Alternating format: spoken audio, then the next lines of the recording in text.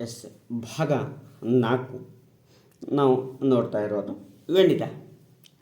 ಚಿತ್ರದಲ್ಲಿ KLM ಮತ್ತು PQRಗಳು O ಕೇಂದ್ರವುಳ್ಳ ಏಕಕೇಂದ್ರೀಯ ವೃತ್ತಗಳು ಕಂಸಗಳಾಗಿದ್ದು, KO ಲಂಬಾರ್ಧಕ OM, KO ಲಂಬಾರ್ಧಕ OM means ಲಂಬಕೋನ ಉಂಟಾಗೈತೆ.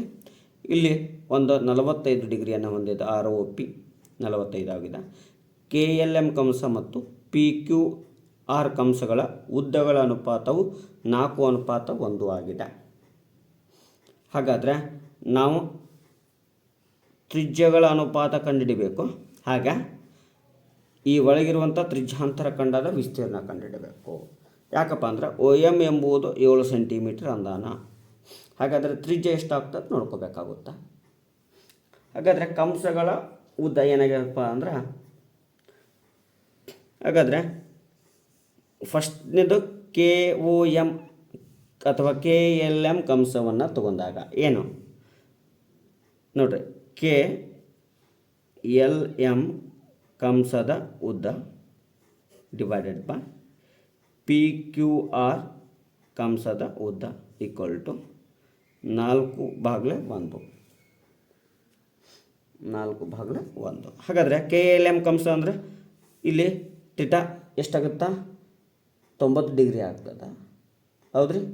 ಹಾಗಾದರೆ ಒಂದನೇದು ಥೀಟಾ 90 ಯಾಕಪ್ಪ ಅಂದರೆ ಇಲ್ಲಿ ಲಂಬಾರ್ಧಕ ಅಂತ ಹೇಳಿದಾನೆ.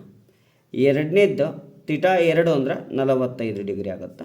ಹಾಗಾದರೆ theta divided by 360 2π capital R ಅನ್ನೋಣ.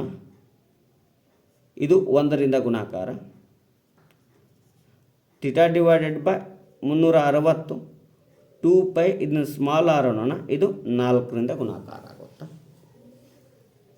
Theta ಅಂದರೆ ಎಷ್ಟೈತಿ 90/360 2πr equal to 45 degree divided by 360 2π small R into 4.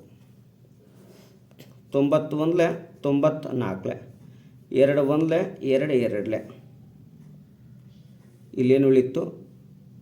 ಆಮೇಲೆ ಈ ಪೈ ಕ್ಯಾನ್ಸಲ್ ಆಗುತ್ತಾ.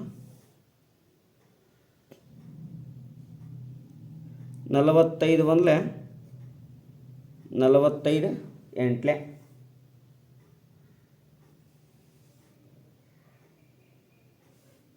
2 1 2 4 4 1 4 1.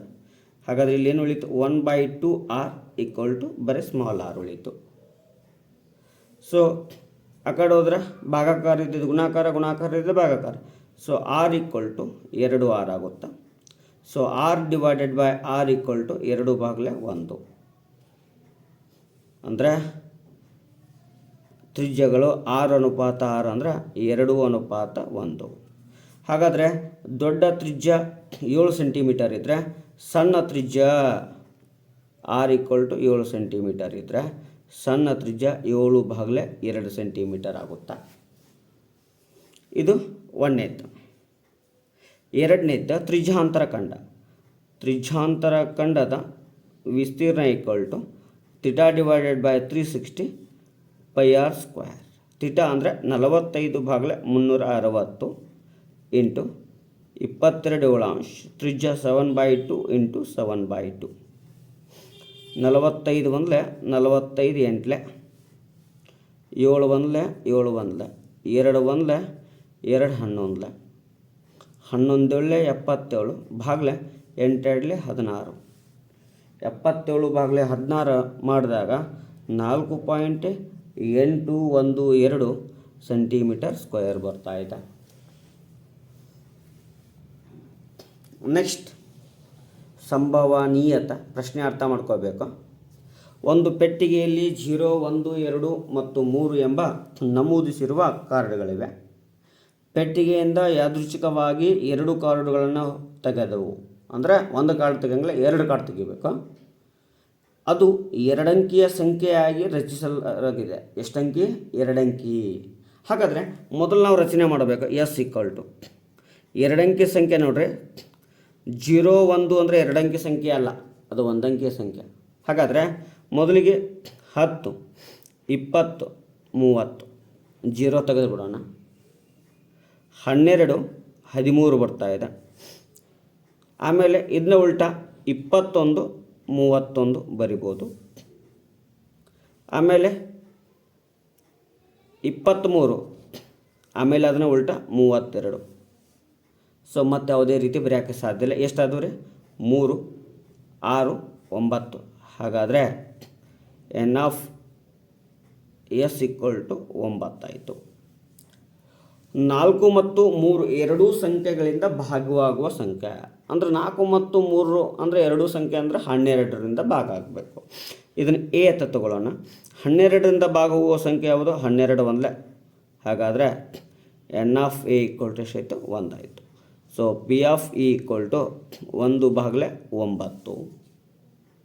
ಇನ್ನು ಅವಿಭಾಜ್ಯ ಸಂಖ್ಯೆಗಳು. ಸೊ ಬಿ ಅಂತ ತಗೊಳ್ಳೋಣ. ಅವಿಭಾಜ್ಯ ಸಂಖ್ಯೆ ಯಾವ್ಯಾವ?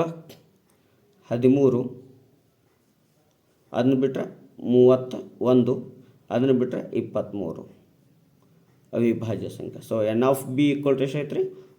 3 ಆಯಿತು. So P of B equal to 3/9. 3 ಒಂದಲೇ 3 ಮೂರಲೆ ಎಷ್ಟಾಯ್ತು ರೀ? ಇದು 1/3 ಆಯಿತು. ಸೊ ಸಂಭವನೀಯತೆಯನ್ನು ಈ ರೀತಿಯಾಗಿ ನಾವೇನು ಮಾಡ್ಬೋದು? ಸರಳವಾಗಿ ಕಂಡುಹಿಡಿಬೋದು.